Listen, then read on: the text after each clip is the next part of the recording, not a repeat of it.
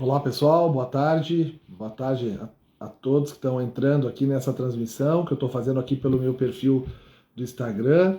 Em seguida, pelo do professor Moisés, no Instagram dele também. Hoje, terça-feira, dia 9 de maio de 2023. Sejam bem-vindos. O professor Moisés já está aqui, eu já vou convidá-lo então a participar.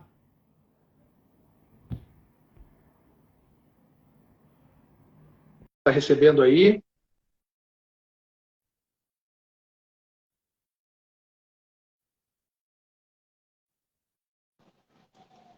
Grande Aê, Alexandre.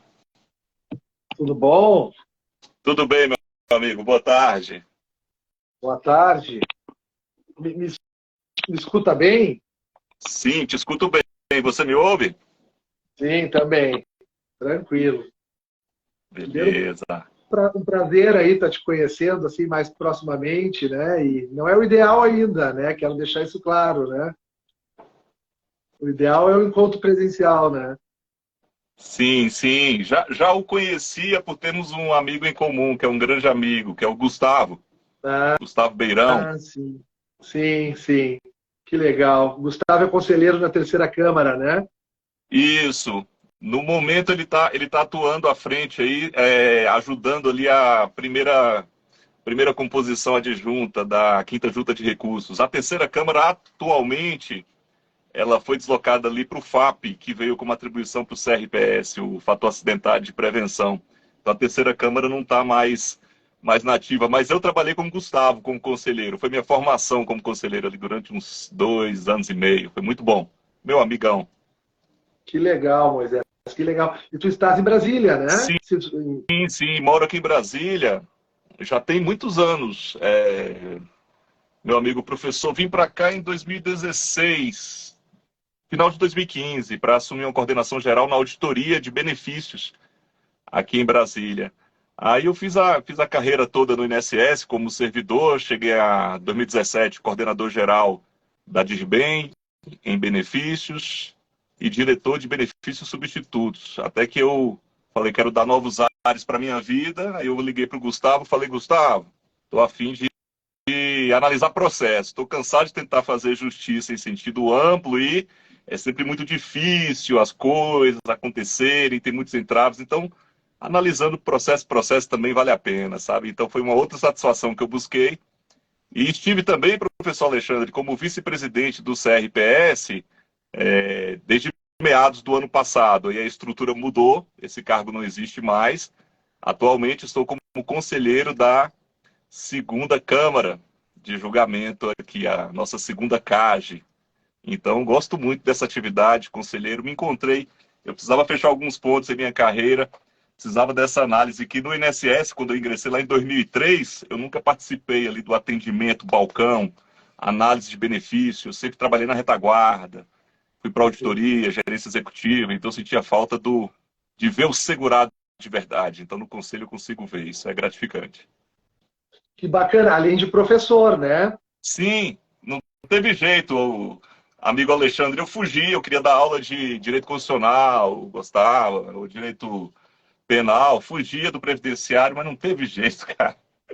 Já estou há alguns anos Não, aí, não tem não. como eu fugir. Toda vez que eu quero escapar, ele me puxa de volta, não tem jeito. Que legal. Eu queria te dizer que é um prazer muito grande estar falando contigo.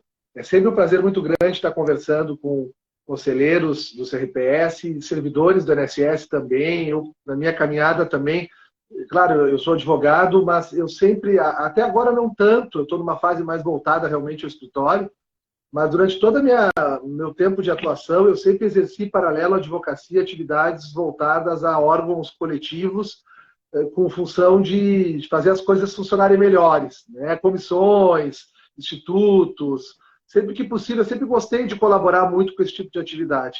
E através disso eu tive a oportunidade de conhecer um monte de servidores do INSS, pessoas, gente muito boa, procuradores federais, conselheiros.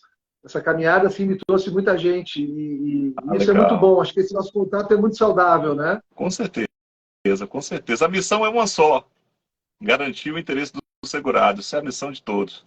É isso aí. Não tenho dúvida disso. Que legal. Mas, Moisés, vamos ao ponto, então. Estamos no horário aqui. Vamos. Eu brinquei ontem na minha postagem, até que o pessoal, após o almoço, dá aquela paradinha. A gente nunca para, na verdade, né? Porque os tempos não têm permitido. Mas para a gente conversar um pouquinho sobre algo que possa ser útil para quem está nos acompanhando, e tenho certeza que vai ser. Foi uma sugestão sua, inclusive. Eu achei muito legal. Nós vamos conversar, colegas, sobre uma resolução do Conselho de Recursos da Previdência Social, que é a resolução número 21 de 2014. Então, ela já é uma resolução que, pela numeração, ela pode parecer talvez um pouco antiga, considerando as sistemáticas das resoluções, que estão toda hora se renovando. Nós vamos falar sobre isso também aqui, certamente. Mas ela é uma resolução que traz um conteúdo assim realmente muito importante para o interessado em geral, para o segurado, né, no Conselho de Recursos, toda vez em que ele estiver, então, postulando aí uma aposentadoria especial e tivermos uma discussão a respeito da exposição aos agentes agressivos, independente do agente agressivo, seja físico, químico, biológico, seja a associação desses agentes. E também, né, eu acho que o Moisés vai concordar comigo, também independente se for critério qualitativo ou quantitativo, né, porque, bem na verdade, nós estamos tratando justamente da exposição, do tempo de exposição, do critério da permanência. Então, anotem aí, colegas, resolução 21 de 2014, que nós estamos, então, aqui analisando. Ela teve como relator o Geraldo Almir Arruda. Ela é do ano, né, como disse, de 2014, oriunda de um processo da cidade de Oswaldo Cruz, de São Paulo. Moisés, toparia falar um pouquinho sobre o que é tratado aqui? Vamos lá? É claro, vamos lá, professor. Vamos lá, professor Alexandre. Olha só, essa resolução, ela marcou o CRPS. Não conheço o relator pessoalmente, o doutor Geraldo Arruda, mas, assim, ele fez história no CRPS. A participação dele no Conselho Pleno, né, que é de onde vêm as resoluções.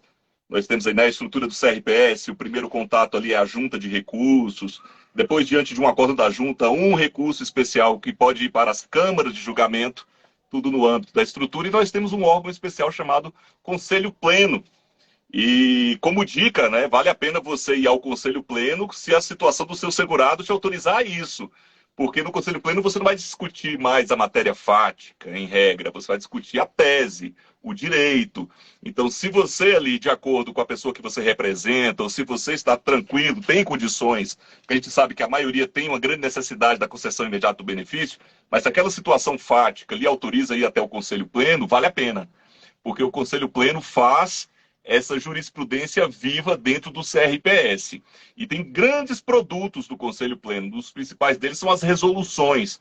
As resoluções que elas podem se referir a pedidos de uniformização de jurisprudência, quando nós conseguimos visualizar duas decisões em segunda instância, por exemplo, nas câmaras de julgamento, que sejam contrárias e a matéria de direito seja idêntica, dê para a gente ver duas situações em sentido contrário. É possível, diante de uma decisão original e um paradigma, você interpor, apresentar o PUJ, o pedido de uniformização de jurisprudência.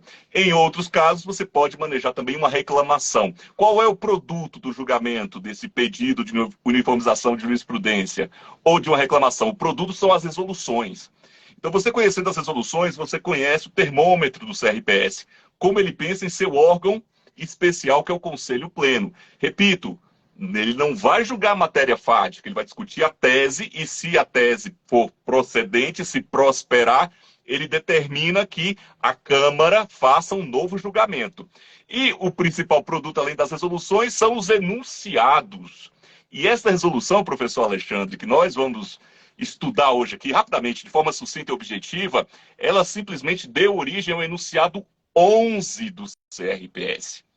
É uma decisão que foi à base de um enunciado importantíssimo, que trata de PPP, que trata da obrigatoriedade do laudo técnico, com exceção colocada no inciso 4, obrigatoriedade para o ruído desde sempre, para os outros só a partir de 97. Então a gente vai observar um importante enunciado que tem origem em uma resolução, resolução 21/2014. Do que ela trata? Essa resolução, o caso concreto, que é apresentado de forma sucinta, só para contextualização, ele se refere a um acórdão da 4ª Câmara de Julgamento. Este acórdão da 4ª Câmara de Julgamento, diante de um recurso do INSS, ele autorizou a concessão de uma aposentadoria por tempo de contribuição.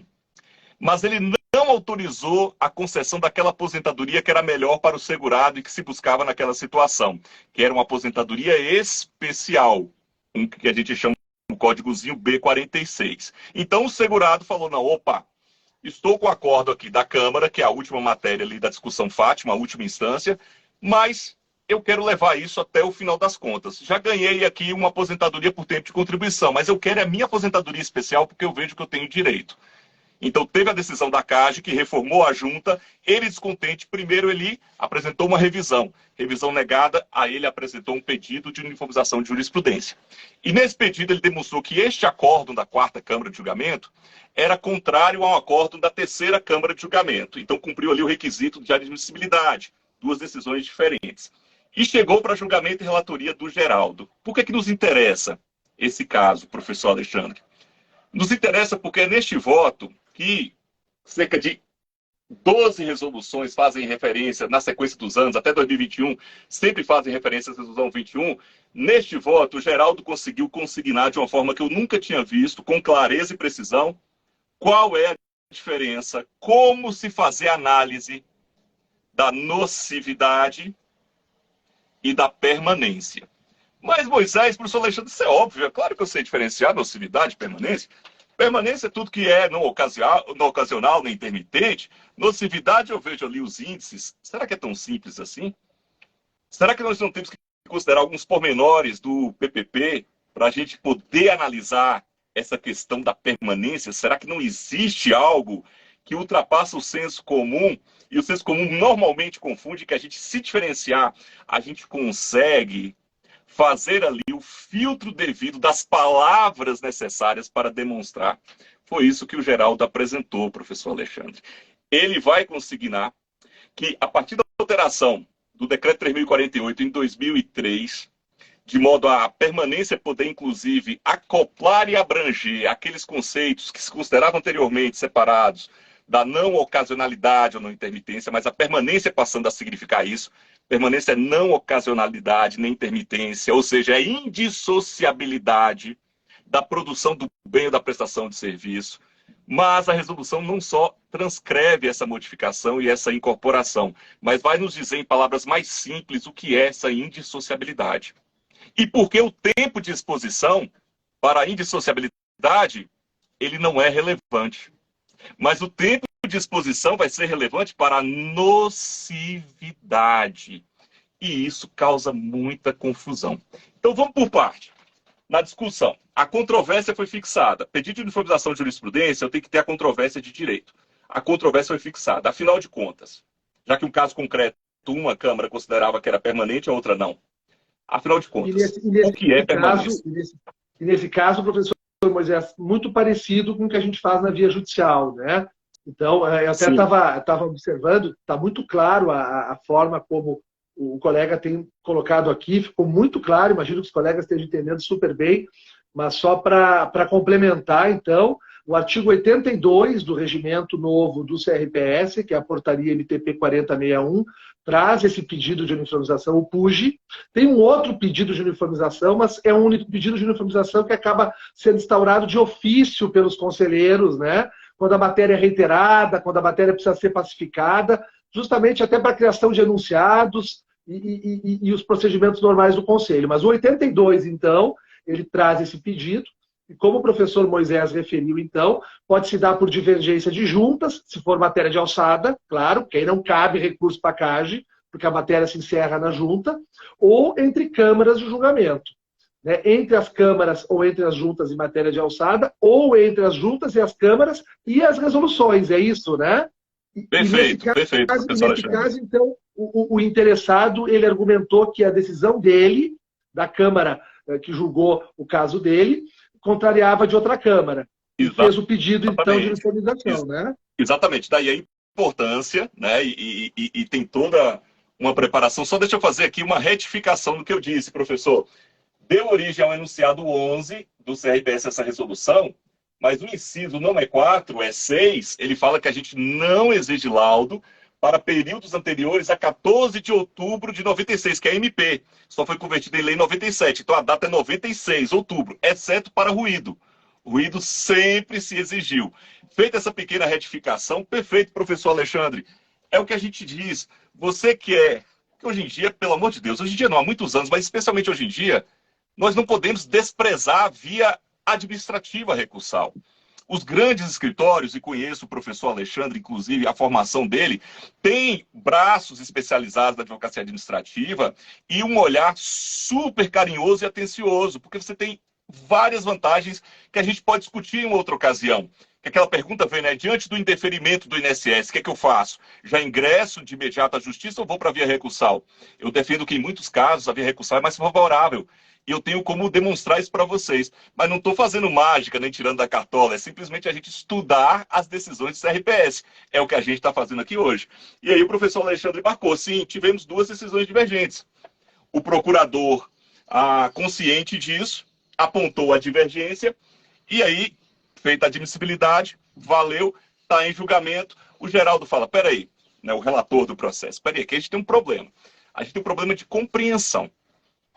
A gente não tem que observar, quando a gente pensa em permanência, que o segurado ele deve estar exposto durante toda a jornada de trabalho, ou durante a maior parte dela. Não.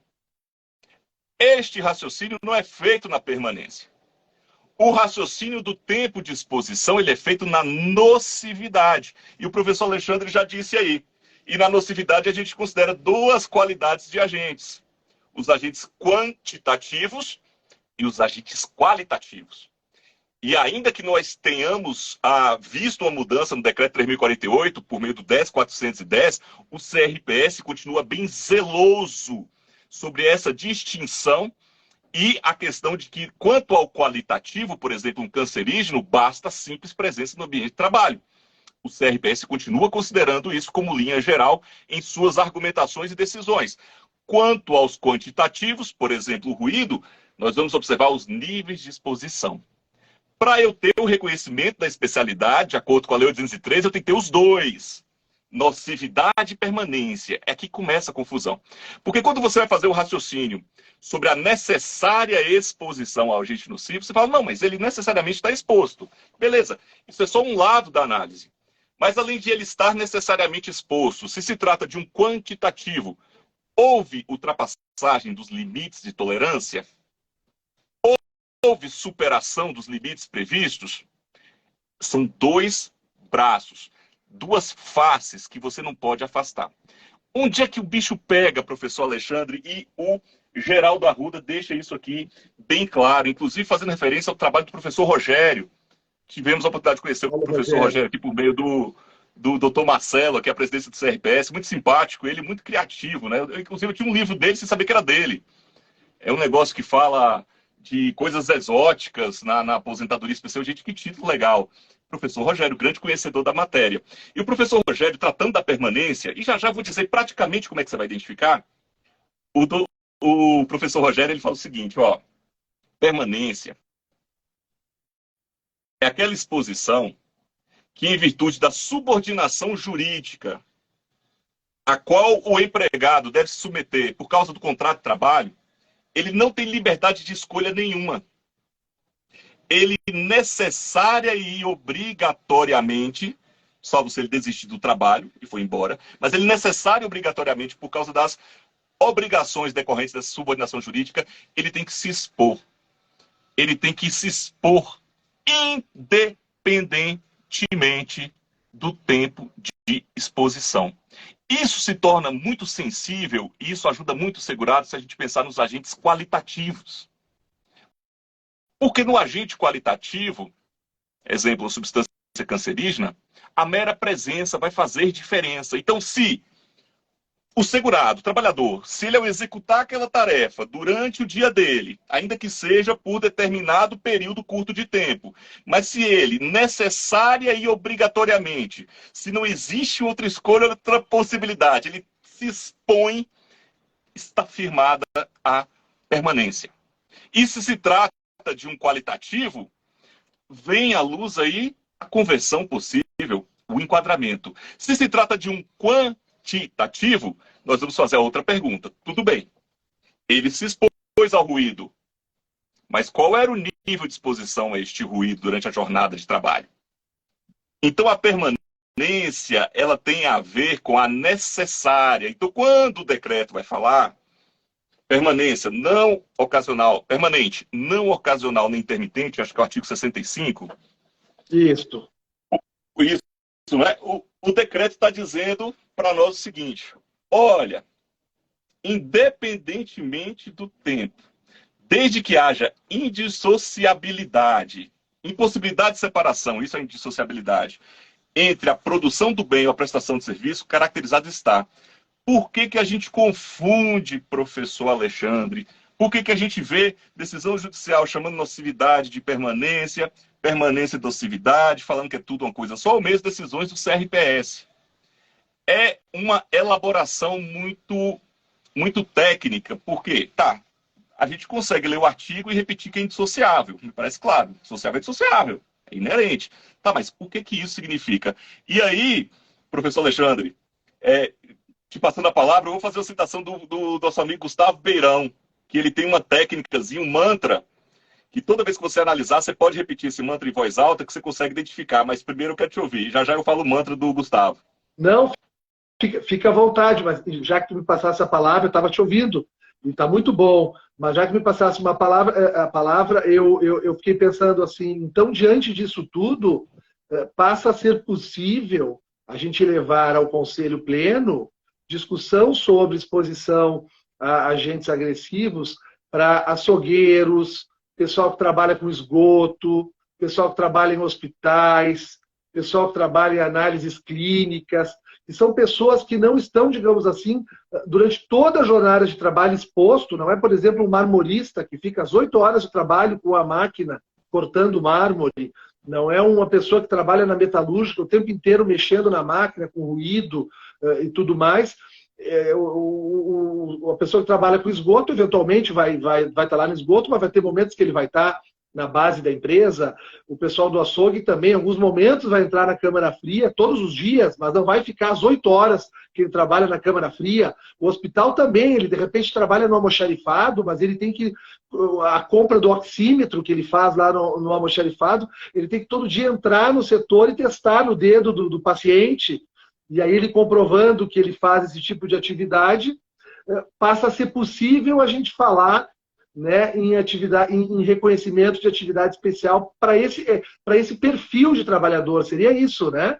Abre uma margem interessantíssima de discussão. Inclusive, a gente pode marcar outra reunião, existe uma resolução deste conselheiro sobre, se não me engano, coleta de lixo. Ele foi até o contrário ao enquadramento naquela situação. Ele se referia aos agentes nocivos, que não ficou evidenciado que os agentes nocivos caracterizariam, mas aí é outra discussão. Mas a gente pode elaborar a permanência para isso. Perfeito. Claro, quando eu falo isso... Abre o leque. A gente está falando assim, enquadramento tempo especial, a gente tem 2 requisitos. Tudo bem, vamos considerar 95. Até 95 enquadramento por atividade, e a nocividade já havia, de 95 para cá até a emenda, né? 95 para cá vamos considerar só agente nocivo, a emenda não permite enquadramento posterior, ou para fim de conversão, né? Só para fim da aposentadoria especial, que a gente chama de aposentadoria pura, beleza. Mas a gente sabe que durante 10, 15, 20 anos, nós vamos trabalhar com todos esses serviços anteriores a novembro de 2019, da nossa reforma constitucional, a emenda constitucional número 103. Então, assim, vai ser um assunto que ele jamais vai perder a sua relevância, ainda que se proíba agora uma conversão de períodos posteriores a novembro de 2019. É um assunto que é muito importante. E analisando e estudando essa resolução, assim como várias outras deste conselheiro, que fizeram jurisprudência no pleno, a gente abre leque, sim, abre margem de raciocínio e possibilidade de argumentação. São 2 requisitos que nós temos que trabalhar.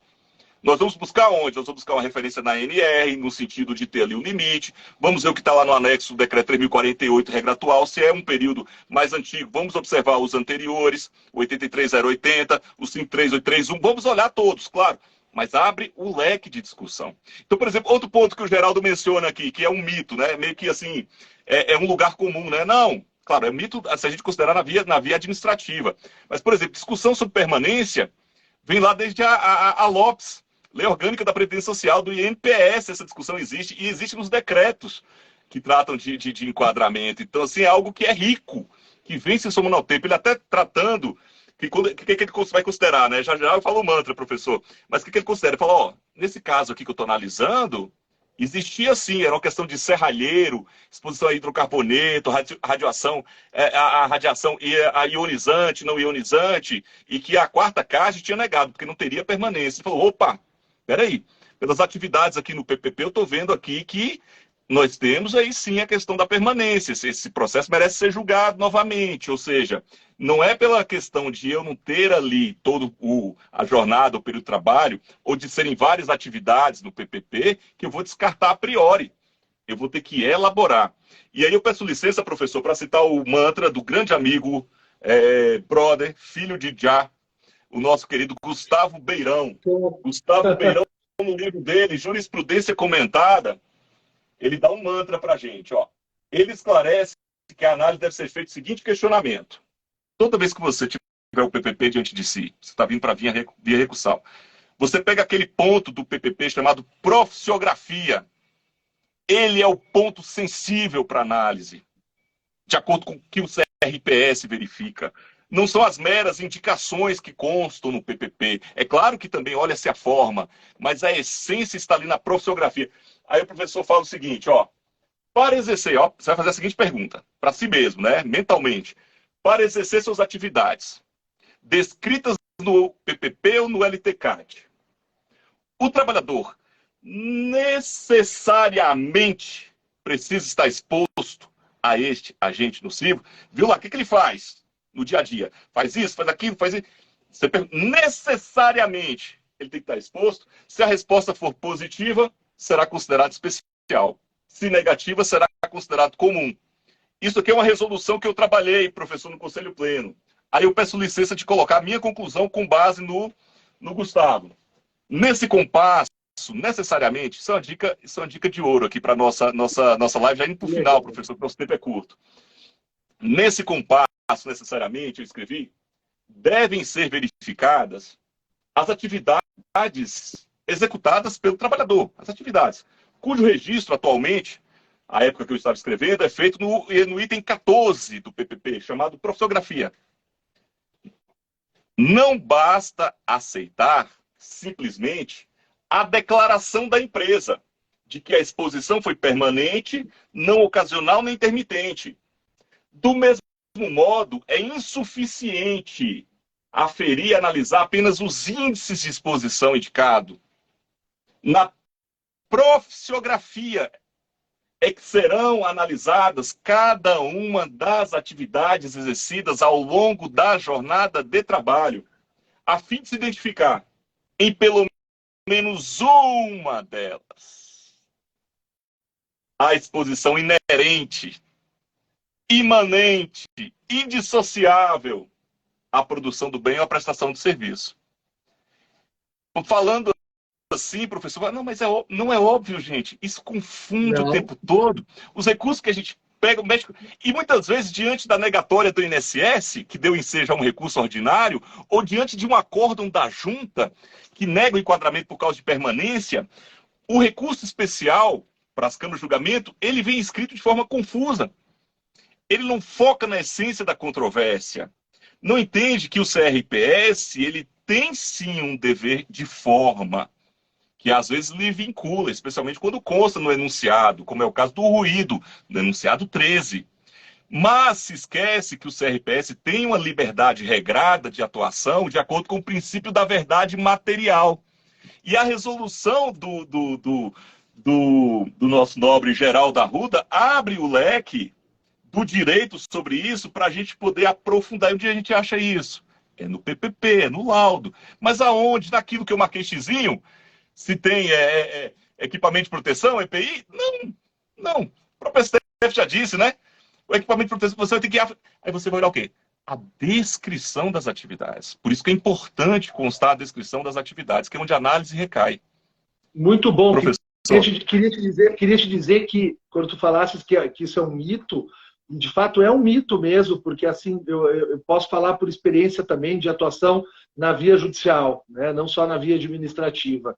De fato, ainda não há uma devida, em que pese os tribunais judiciais já terem um entendimento, né, que nós estamos defendendo aqui com a resolução, mas na prática, professor Moisés, isso não é algo tão claro ainda.